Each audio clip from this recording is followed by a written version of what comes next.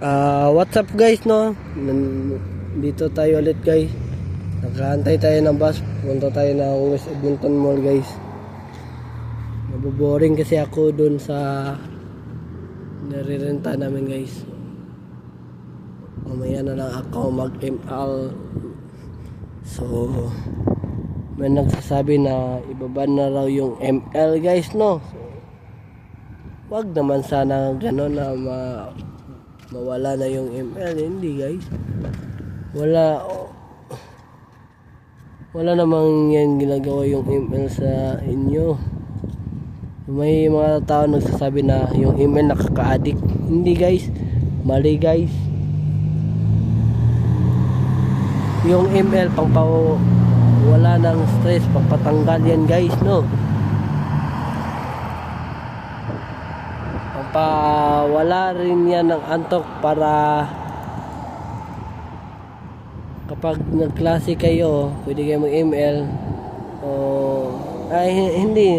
hindi yung nagklase kayo, nag-ML kayo, hindi.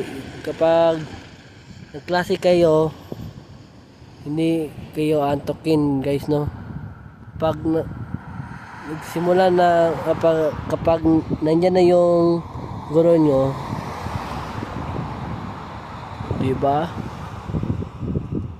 Nawala na yung antok nyo. 4:28 para darating yung bus. Kuha muna tayo ng pamasahe natin guys, no? Kasi kalimutan kung kumuha guys.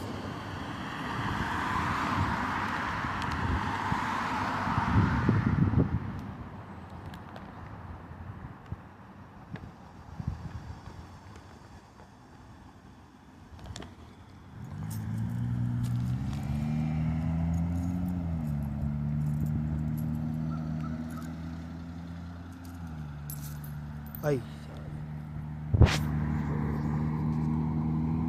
guys, nahulog yung coins guys, no?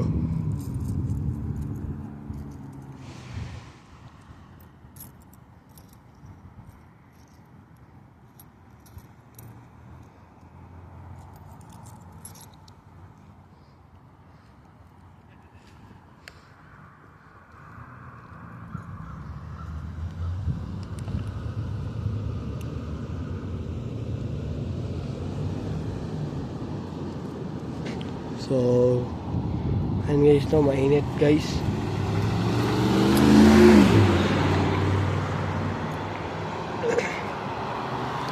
Pasensya na guys, bubulol ako guys.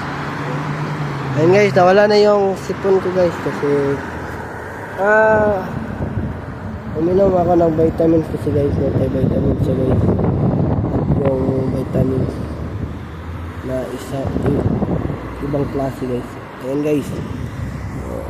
So, ayan guys, no. Nabuhan yung sports car yun guys.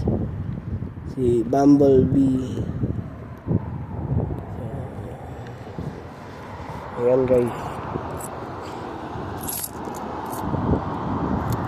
$3.75 lang yung pamasahe dito guys.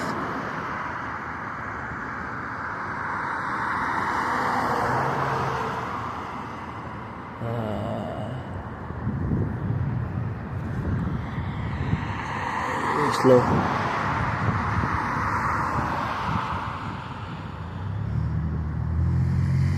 So ito guys, pang 130 na videos na ito guys, no? So malapit na mag 200 guys. So 70 na lang yung kulang guys, no? Kailangan mag-upload tayo parati para naman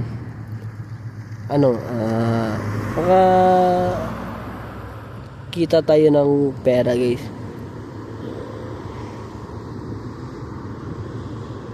So kapag may nakita kayong pera sa paaralan nyo guys, huwag nyo ibigay sa guard, no? Lalo na kapag nasa Pilipinas ka, kasi hindi mo alam, yung guard pala ay binulsa na yung pera guys.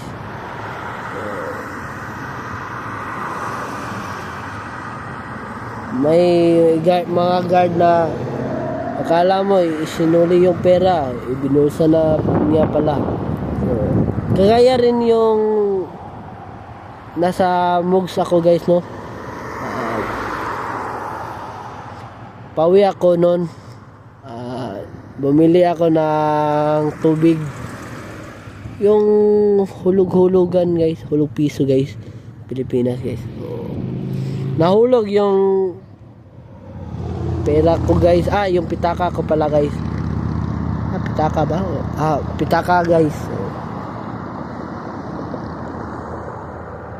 So yung pitaka guys,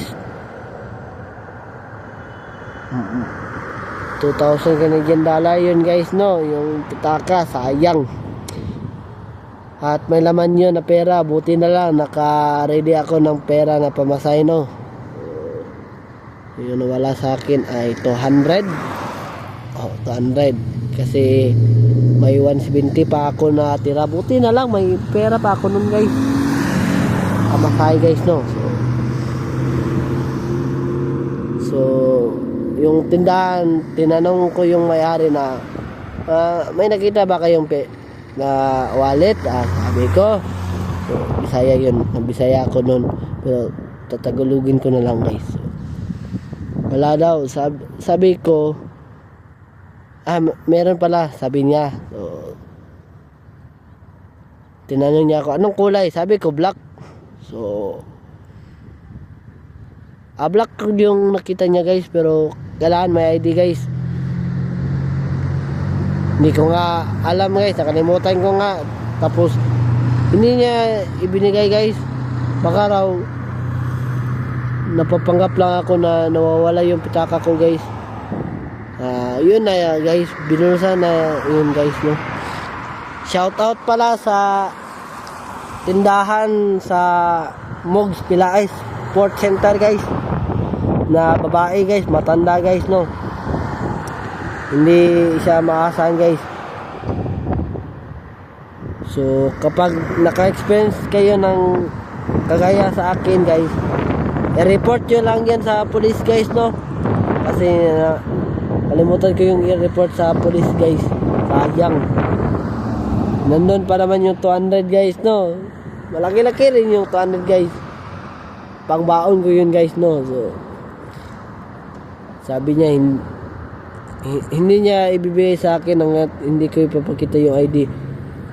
So nandoon nga yung ID, hindi niya, may intention talaga siya guys, no. Shout out sa iyo, kung sino ka man, makakarma ka rin.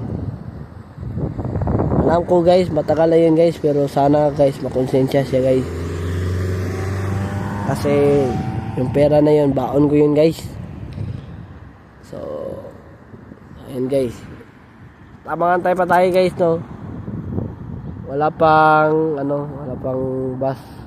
So 1 minute na lang guys, 4:27 na. Ewan ko kung anong oras darating ba yun. Baka madili yun guys, pero kung madili man yun, 3 minutes lang ata or 5 na. So ganyan guys, no.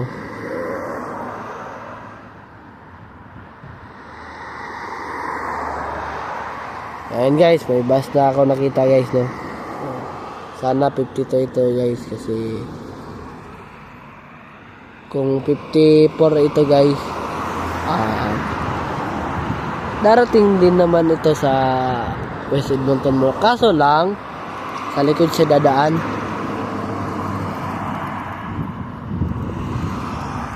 Pero kung 52, shortcut guys, no. Sa likod din, pero mas okay yung 52 kasi nakikita mo talaga na malapit ka na, no. May sign. So ayan guys. So ayan guys, no. Sasakay na tayo guys. Buti na lang, akala ko kasi 54 pala nauna. Okay lang yan guys. This guys, no.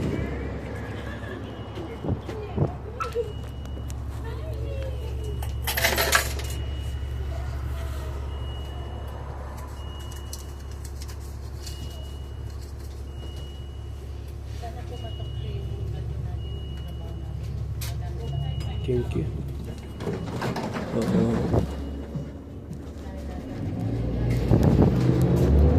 Ayan guys, no? Nandito na tayo sa bus. Kalimutan kong magdala ng baby wipes. Ayan guys, may Pinay tayo nakikita sa Pilipinas.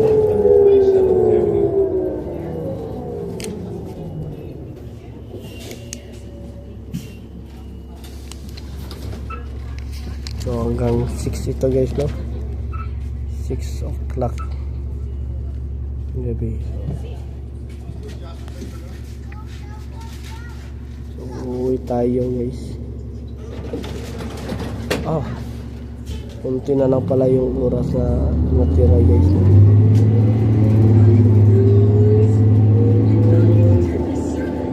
Uuwi tayo na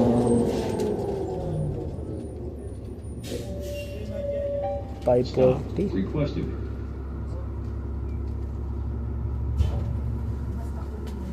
Pero okay lang guys.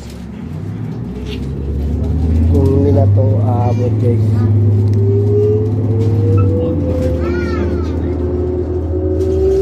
May ID card na naman tayo guys. Okay lang yan guys.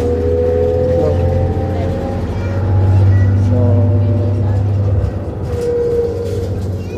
So may baby tayo nakita guys, no? Kaya sa ng pamangkin ko. Nakaingay niya guys na. So ayan guys, ipo-focus ko yung camera guys. Ang cute niya guys, no? Parang kamag-anak ko, parang pinsan at pamangkin ko guys na yun. Kanya guys. Namimiss ko na yung pinsan ko guys, no? Na makulit. Makulit siya guys. Na, kasi kung anong gagawin niya, yun din yung gagawin niya guys. Kapag naglalaro kayo ng baraha guys, na kasali yan guys, no? Hindi nga kami makalaro guys kapag nandyan siya guys.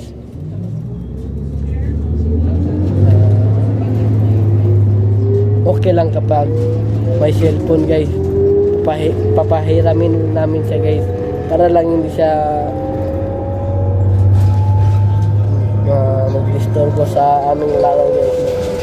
So yung nilalaro namin na baraha ay itong It's Flower Monkey. So unggoy yan sa Bisaya guys. First three guys, no? So naglalaro din kami ng Piat 3. So ayun guys, no? Nagsusugal rin kami guys. Minsan piso-piso, minsan 5 guys, 5 pesos. Minsan nga guys 3 or 4. Depende yan guys kung magkano yung pera mo guys. So dati rin guys sa grade 12 ako guys, senior high. Uso yung baraha yan guys. Naglalaro rin kami. Kapag tong It's guys, nakatalo nga ako ng 100 guys. So 50-50 guys, no? Malaki na rin yun guys. Pero guys, normal lang yan guys, matatalo ka sa baraha guys. So tong It's guys, 3 or 6 pesos yung pusta namin. Minsan nga 10 nga guys 10. Kasi yung kaklase ko, nasa public kasi ako, mayaman kasi sila. Yung pera nila 1K, yung allowance nila 1K, may allowance din na 2K, yun na rin yung allowance or 3K, may ganyan guys, no? Sus, buti na lang na kaibigan ko sila guys. Hindi naman na napapalibre ako sa kanila. So yung diskarte ko guys, kapag inutusan akong bumili sa kantin, hindi ako papayag hanggat hindi ako binibigyan ng pera. 100 yung hinihingi ko guys. Kasi nga guys, aakyat ako guys, pababa na naman guys, no?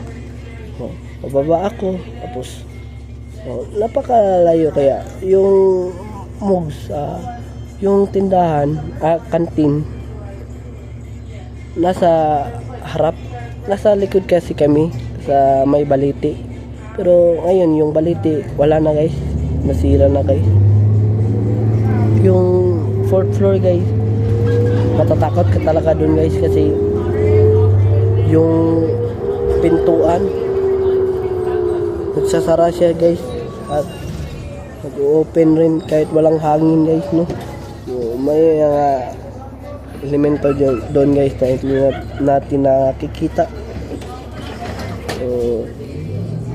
So sinabi sa akin ng kaklase ko, mahal. Sinabi ko, 4th floor kasi kaya ito. Kaya 100 yung hinihingi ko. Okay lang kung 2nd floor tapos kabila lang 50, okay lang yan. Pero 4th floor, 50. Nakakapagod kaya. Tapos may bitin ka pa, di ba? Nakapera nga ako dyan guys. Gumana yung diskarte ko guys, no?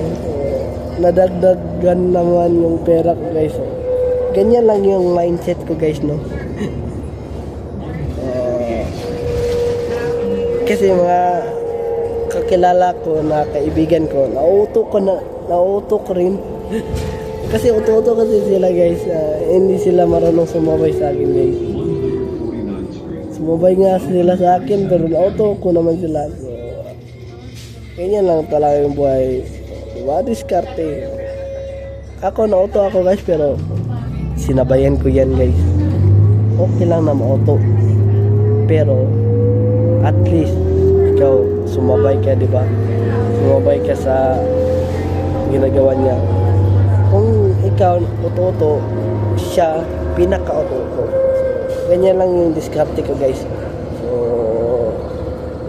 So dito muna magtatapos yung vlog natin guys. Please subscribe my YouTube channel, Aaron Caraldia. Don't forget to click the notification bell para updated kayo lagi sa aking mga vlog. Have a wonderful day and have a nice day. Keep safe. See you in the next vlog. Peace out.